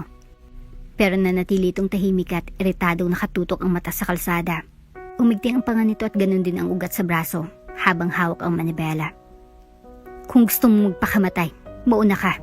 Huwag mo akong idamay. May anak ako. Aniya ng malakas. Nagbitiw ito ng sarkastikong ngisi bago nagsalita. May anak, ha? Naisip mo ba iyan? Bago ka nakipaghalikan sa lalaking yun sa club? Kumunot ang noo niya. Anong nakipaghalikan ang pinagsasabi mo dyan? Nababaliw ka na ba? Tch! Saan ang bata? Iuwi ko na kayo sa atin. Namilog ang mata niya sa sinabi nito. Ano bang sinasabi mo? Hindi pa rin siya makapaniwala sa mga sinasabi nito. Hinayaan kita ng ilang taon na malayo sa akin. Hinayaan kita sa kahit anong gustuhin mo. Kahit pa halos mabaliw na ako kakaisip dito. Pero yung nakita ko kanina, hindi ko kayang hayaan yun. Fuck. Bakit ang bilis mong kalimutan ako? Hinampas nito ang manibela. Dahilan para bumuser ng kotse nang wala sa oras. Nagulat siya doon. Pas binilisan pa nitong pagpapatakbo. Nang makarating sila sa hotel ay, agad siyang humarang kay Douglas. Hindi Douglas. Bulalas niya habang kinakabahan pa rin. Mabilis ang lakad nito kanina na tila susugod sa kung sinong Poncio Pilato sa loob ng hotel. Kung ayaw mong umuwi sa akin, please, at least give me a chance to see my son. Malumanay ngayon ang boses ni Douglas. Kita ditong pagod, panghinat, pagkawala sa sarili. I'm willing to do whatever it takes to make it up to you and earn your trust back. Anito sa nginginig na boses. His eyes are bloodshot. I already gave you the space you want. Just this once. Please, let me see him. Nagsasalita si Douglas pero sa building nakatingin. We're done. Galit na kumuyom ang kamao niya nang sabihin iyon. Galit siya. Hindi para kay Douglas. Galit siya sa sarili niya. Dahil pakiramdam niya, hindi bukal sa loob niya ang sinabi niyang iyon. Nanatili si Douglas doon, halatang ayaw umalis. Please, Mira. Nanghina nitong sambit. Nagtagis ang bagang niya. Nang kuhain niyang cellphone, ilang beses siyang napalunok at tinawagan ang number ng kapatid. Hello, Dino? Gising pa bang bata? Aniya. Lasing siya kanina pero nimaswasan na siya ngayon. Ikaw ba naman ang sakay ng kotseng halos lumipad na sa bilis? Oo ate. Ayaw niyang matulog hanggat hindi ka pa nakakarating. Tinitimplan ko siya ng gatas habang naghihintay sa'yo. Bakit? Nasaan ka na ba ngayon? Pauwi ka na ba? Ani Dino sa kabilang linya. Oo, paakyat na ako. Pero bago yun, pwede bang pakausap sa anak ko? Oo ate. Teka, tatawagin ko. Inon niya ang loudspeaker. Napansin niyang sa kanya na nga nakatuon ang mata ni Douglas. Hello mama? Antok na ako. Uwi ka na ba? Si Uncle Dino. Huwag mo na po pauwiin ha. Laro pa kami bukas. Ani ng anak niya. Nakita niyang gumalaw ang bagang ni Douglas nang marinig ang boses ng anak. Tita, hindi uncle. Narinig nilang sabi pa ni Dino sa background. Tumawag si Donner sa kabilang linya dahil sa kalokohan ng tiyuhin. Bili mo ako ng lasagna bukas mama ha. Tumango siya na ani mo nakikita ang anak. Sure baby. Binalingan niya si Douglas. Kaya't yata tawag lang ay ayos na kay Douglas. Pero paniguradong mas gugusto ni Douglas na makita ulit ang anak kaysa makausap lang sa phone. May kasama ako. Panimula niya. Friend mo mama? Hindi agad siya nakapagsalita. Inipon niyang lahat ng lakas ng loob para magawang sabihin iyon. Your father. Dugtong niya. Hindi agad nakapagsalita ang bata sa kabilang linya. Nakita niya kung makailang beses na napalunok sa tensyon si Douglas. But I have Uncle Kent. Mahimigan ang panginginig sa boses ng bata. Nakita niya kung papaano nalaglag ang panga ni Douglas. Sakit, pait, at bighati ang mababanaag sa mga mata ni Douglas. Tila binagsakan ito ng malaking tipak ng bato dahil sa narinig sa anak. Sa lahat ng binanggit ng anak ay si Kent lang. Hindi kasama si Douglas doon. But he's not far. I have Uncle Kent, Mama. Ngayon maririnig ang pag-iyak ng bata. Kaya lang, kasunod dun ay narinig nilang pagbagsak ng phone at sigaw ni Dino. Donner, saan ka pupunta? Gulat na napatingin sila ni Douglas. Agad silang pumasok sa hotel. Elevator agad ang tinungo. Iakyat sila sa floor kung saan nandun ang anak niya. Pero saktong pagbukas ng elevator ay nakita nila si Donner na nakatayo sa loob nun. Nakapantulog, umiiyak. Agad niyang nilapitan ito para yakapin. Bakit ka umiiyak? Nag-aalalang hinimos niyang likod ng bata. Napaawang bibig ni Douglas nang direktang tumama sa kanyang tingin ng anak. Ikaw ba yung tinatawag ni Uncle Kent na Douglas? May tapang sa boses ng anak. Alanganin na tumungo si Douglas. Namamangha siya sa ekspresyon ng anak. Yes. Aniya sa mihinang boses. And Mama said you're my father. Anito na patuloy pa rin naluluha. Tumango siya. Gustong-gusto niyang hawakan at yakapin ang anak. Pero ayaw niya itong mabigla. Ayaw niyang itulak siya nito dahil ayaw nito sa kanya. Dahil nanibago ito o natakot. Yet, she's still standing there. Hindi mo ako niiyakap. Ani Donner. Mas lalong nagulat si Douglas sa sunod na narinig sa anak. Inakala niyang ayaw nito sa kanya. Pero bumaba ang bata para salubungin sila. Ibig bang sabihin nito ay gusto rin ito makita siya? Ang naisip niya. Dahan-dahan siyang lumapit sa dalawa. At dahan-dahan naman na nag-give way si Mira upang maharap niya ang bata. Siya na mismong lumapit kay Donner. Niyakap niya ito ng mahigpit. Nagmatigas si Mira na sumama kay Douglas. Ngunit hindi kailanman nagminti sa pagpunta sa hotel room nila si Douglas. Mula sa trabaho ay 7 pa lang nandun ang lalaki at naabutan na lang itong nakipaglaro kay Donner. Kapag tulog ng anak nila ay ihatid na ito ni Douglas sa kama. Tapos makapagpaalam sa kanya ay aalis na ito. Douglas, aniya nang malapit na ito sa pinto. Hindi niya alam kung kumain man lang ba ito bago tutungo dito sa hotel. Paniguradong pagod na ito pero nagagawa pa rin na magtungo dito sa hotel. Kumain na muna tayo. Dugtong niya. May dala siyang pagkain. Pinakain na kanina ni Dino ang anak niya. Pasaglit-saglit itong nagtutungo doon para bantayan ang pamangkin.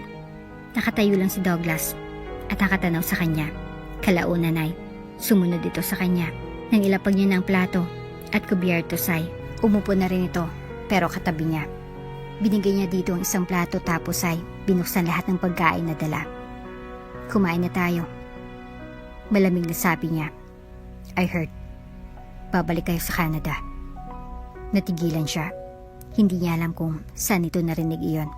Alanganin siyang tumango. Oo, kapag nakabalik na si Kent dito. Napasin niyang paglunok nito. May bahay din ako doon. Pwede niyo namang. No need. Putol niya sa sasabihin nito. Mag-offer na naman ito ng tulong gaya ng parati nitong ginagawa. It's 2 times bigger kaysa sa cabin na ginagamit nyo. Kunotong nilingon niya si Douglas. Paano mo nalaman na cabin size ang tinitirhan namin? Napanganga ito saglit at hindi agad nakapagsalita. Kalaunan ay nagsalita rin. Ina-update ako ni Kent. Namilog ang mata niya sa narinig. Nag-uusap kayo ni Kent? Yes. Nung umalis ka pa sa Canada, nag-uusap na kami nun at parati niya akong kinakwentuhan tungkol sa buhay niyo doon ng bata. Napakurap-kurap siya at sumubo konti ng kanin. Sumunod ako doon. Binili kong malaking bahay malapit sa cabin size house na tinitirhan niyo doon. Hindi ko mapigilan ang sarili kong hindi lumapit sa inyo. Kalaunan ay naramdaman ni Mirang uminit ang sulok ng mata niya. Napakalapit nito sa kanila pero hindi man lang ito dumalaw sa bahay nila para kumustahin sila. Umaasa lang ito sa info na makukuha nito kay Ken at hindi niya alam kung bakit siya naiinis ngayon. Ano naman kung hindi dumalaw si Douglas? Magagalit ang girlfriend mo kapag nalaman niya iyon. Nagbitiw siya ng mapait na tawa. Kumunot ang noo ni Douglas. Girlfriend? Oo nga pala. Hindi ka nag-girlfriend. Sarcastic kong tumawa ulit siya kahit gusto niya nang umiyak. Simula nung hiwalayan mo ako, Mira, hindi ko na nagawang bumalik pa sa dati kong buhay. Kung ano ako ngayon, dahil ginawa mo akong ganito. Natigilan siya at napabaling kay Douglas. Mas marami akong oras para hanapin kayo kaysa paglaanan pa ng oras ng ibang tao. Nanatiling laglag ang panga niya sa mga sinabi nito.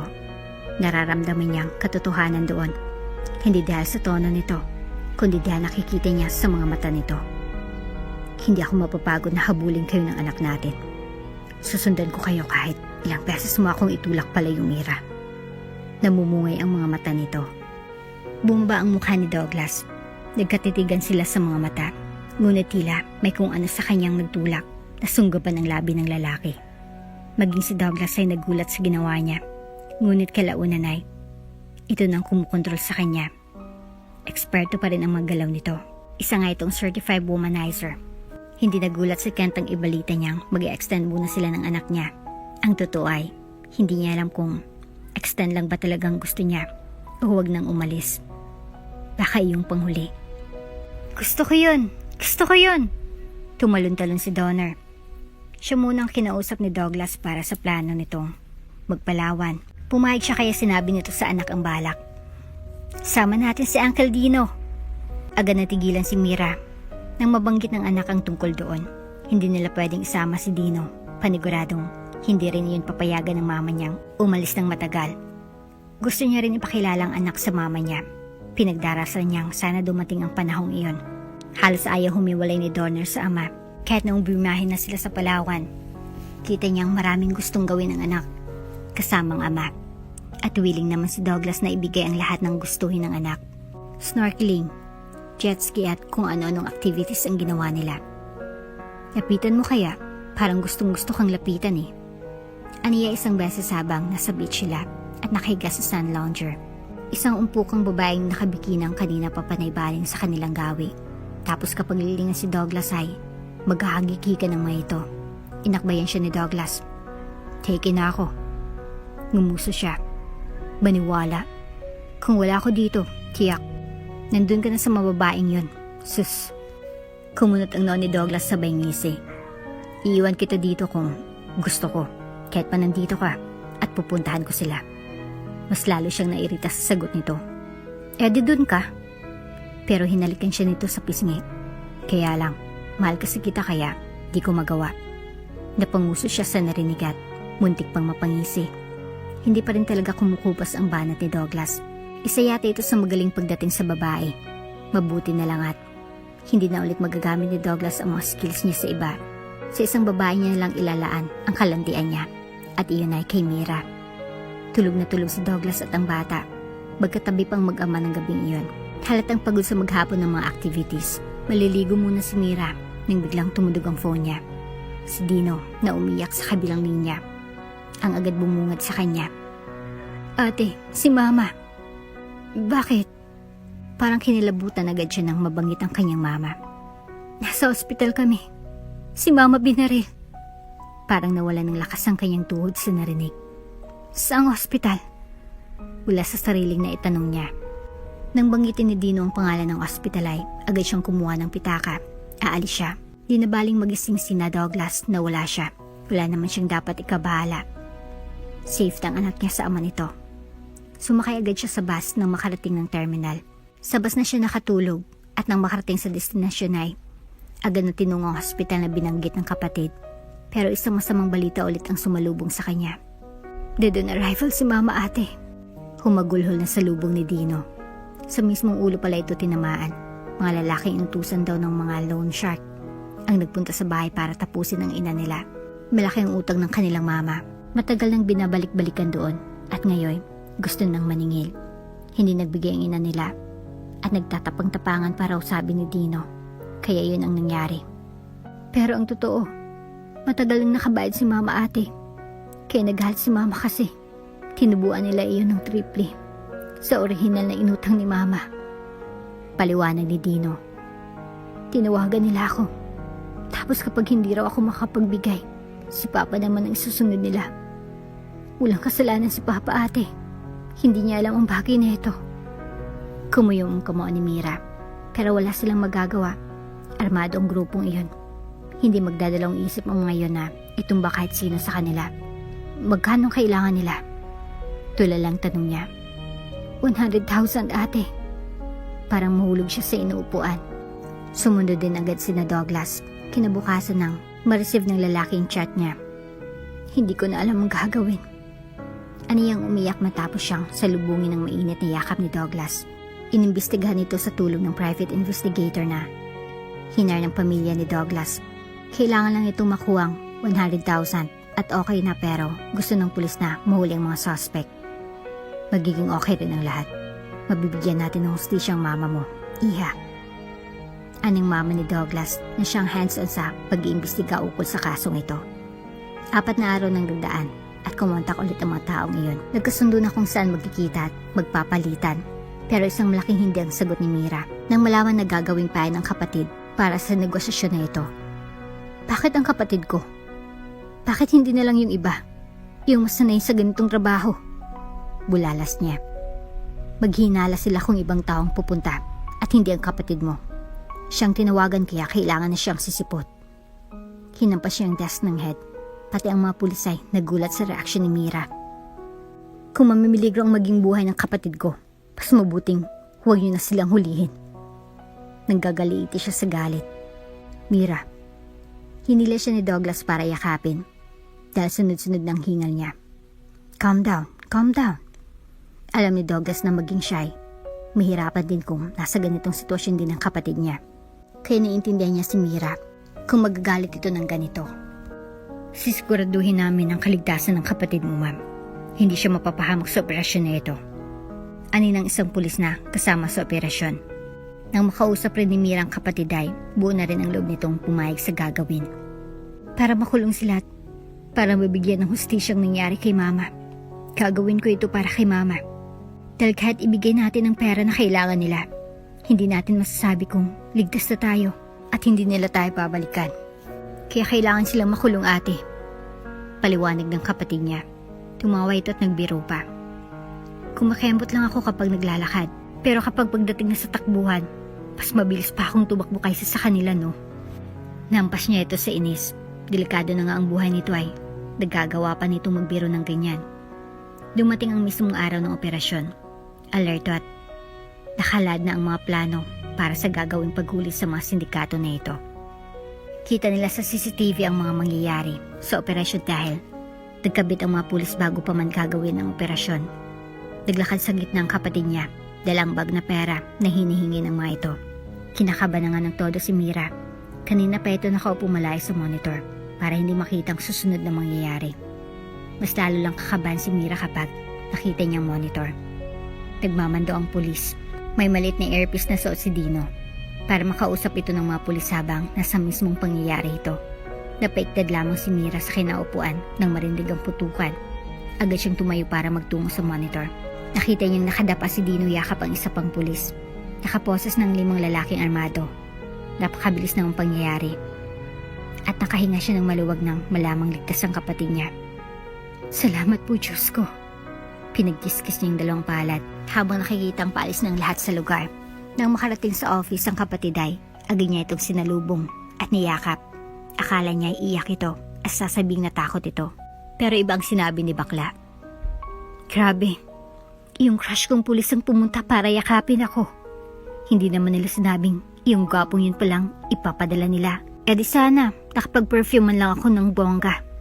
Umirit mang kapatid niya sa kilig. Natulala siya sa reaksyon ng kapatid. Hindi niya inaasahang ganun ang reaksyon nito.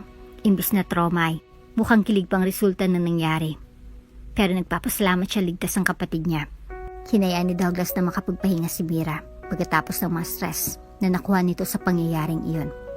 Sinagot niyang tawag ni Kent nang makita niyang pangalan nito sa screen niya. Kumusta si Mira? Ayos lang ba sila? Ang bata? Sunod-sunod ang mga tanong nito. You idiot.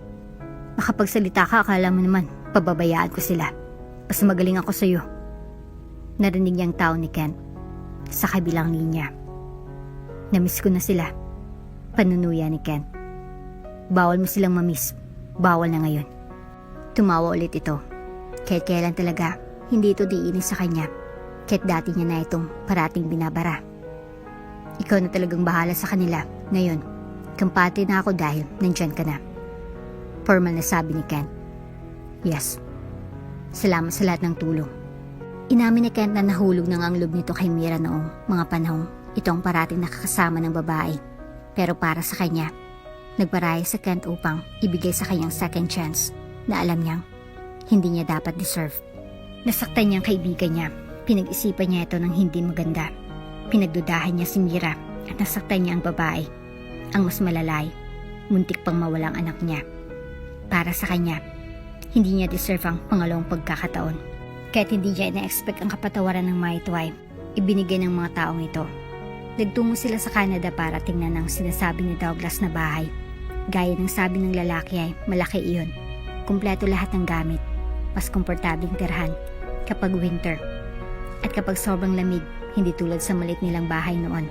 Napangiti si Mira habang pinagmamasdan ng malaking bahay. Dito napunta ang pera ni Douglas.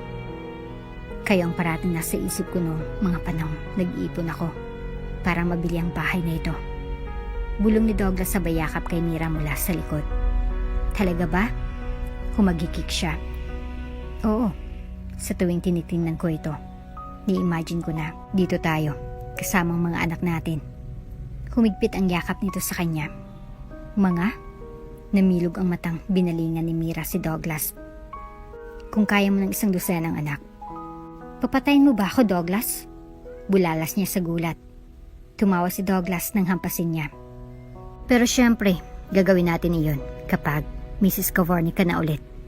Kunot noong binalingan ni Mira ang lalaki, masuyang hinila ng bahagya ni Douglas ang kamay ni Mira at may hinugot mula sa bulsa. Lalagyan iyon ng siksing. Namilog ang mata ni Mira nang mapagtanto kung anong balak ni Douglas. Nahulog ang puting niebe mula sa langit. December ngayon, winter month. Nasa labas sila at ang balak lang sana ay tingnan ang malaking mansyon sa labas. Pero nauwi iyon sa proposal. You deserve better than this. Pero kilala kita. Papagalitan mo lang ako kapag gumastos ako. Ayoko masapok sa mismong proposal ko. Natawa si Mira. Pagdating kina Mira, masyadong kasdiretong si Douglas. Mira, will you marry me for the second time? Namamaas ang boses ni Douglas. Maiyak na titigan ni Mira ang lalaki, si Douglas. Ang lalaking napupuno ng imperfections nung unang makilala niya ito. Pero sinisikap nitong mapunan ang lahat ng pagkukulang nito para sa isang taong pinakamamahal nito. Ang lalaking hindi naniniwala sa pag-ibig. Ang lalaking hindi nag-girlfriend ay heto sa harap niya, nakaluhod at hinihingi ang kamay niya. Yes, papakasal ako sa iyo, Douglas Cavorny. Nanginginig ang sagot niya sa tanong nito. Agad itong tumayo ng maayos. Tila nagmamadaling isuot ang singsing sa daliri niya. Baka magbago biglang isip mo. Mahirap na. Natatawang biro ni Douglas. Hindi naman halatang nagmamadali si Douglas. Dahil 1 week lang ang tinagal nila sa Canada at nagyaya na agad bumalik para maasikaso ang kasal. Iya, ang akala ko talaga. Humahagol ng iyak ni Mrs. Cavorny. Tinawagan nila ito sa phone nang makauwi sila sa Pinas. Alam kong parating stress ang bigay ng anak ko sa'yo. Hindi ko akalaing magkakabalikan pa kayo. Natutuwa akong binigyan mo siya ng pangalawang pagkakataon. Napangawi si Douglas nang marinig ang panglalait ng mami nito dito. Ikaw lang makapagpapatinu dyan sa anak ko. Ikaw lang pinapakinggan yan. Kaya nagpapasalamat akong dumating ka sa buhay niya. Iniisip kong hindi na siya magbabago dati. Pero naging posible nung dumating ka. Parang matutunaw naman si Mira dahil sa mga sinabi ng mama ni Douglas. Kaya't sinabi ni Mira na ayos na siya sa huwes. Pero isang kakaibang wedding sa tabing dagat ang dinaos. Hindi pa papigil na gumastos ang pamilya ni Douglas. Para doon, magarbong ang kasal dati na pero lang silang napipilitan. Ngayon pa kaya na pareho na nila itong ginusto? Magkahawak kamay na naglalakad silang dalaw sa dalampasigan. Sinadyang dinala ni Mira si Douglas doon. May sasabihin siya sa mapapangasawa. Hawak-hawak ni Mira ang isang bagay sa kamay. Bago ang kasal gusto ni Mira na malaman itong bagay na iyon. Sinabi ng papa mo na bawal magkita ang mga ikakasal bago ikasal. You silly. Gumisi si Douglas. Kahit hindi natin gusto ang kasal dati, natuloy pa rin naman. At saka, importante ang sasabihin ko sa iyo ngayon kaysa sa mga pamahiin na iyan. Bumuntong hininga si Douglas. Nalaman ng lalaki na may pagkasuwail din pala itong si Mira. Inasahan pa man din ni Douglas na siya lang ganun. Pero kahit papaano, nagustuhan niyang side na ito ng babae. And what is it? Sabi mo importante. Na-curious tuloy ako lalo. Inangatan ni Douglas ng kilay si Mira. Binigay ni Mira ang bagay na hawak-hawak kanina. Kunot noong tiningnan ni Douglas ang bagay. Ang kunot noong ay napalitan ng panlalaki ng mata. Hawak ni Douglas ang isang piti na may dalawang guhit. It's another gift that will be part of our life. Naiyak na sambit ni Mira. Sa pagkakataong ito ay nagsisimula ng lumaki ang pamilya nila. Natuloy ang kasal sa dalampasigan kinabukasan. Ang mga taway nagpalakpakan, sumabay sa mabining ihip ng hanging pandagat. You may now kiss the bride. Anunsyo ng pari. Nagkatitigan sila Douglas. Itong babaero na ito. Hindi niya inaasahang mapapaamo ng isang tulad ni Mira. Hindi man matupad ang isang dosenang anak na gusto ni Douglas, sisikapin ni Mira na may ibigay dito ang pagkakataon para maramdaman nito ang pagiging ama. I love you. Napapaas na sambit ni Douglas na sinagot ni Mira ng isang masuyong halik. At dito na nga po nagtatapos ang ating kwento. Hanggang sa muli. Kung bago ka pa lang sa channel neto, ibang kwento ni Ate Jane, istorya mo, ikwento ko. Huwag kalimutang pindutin ang notification bell at subscribe button. Mira, tinaw wala sa sariling banggit ng lalaki. Si Douglas,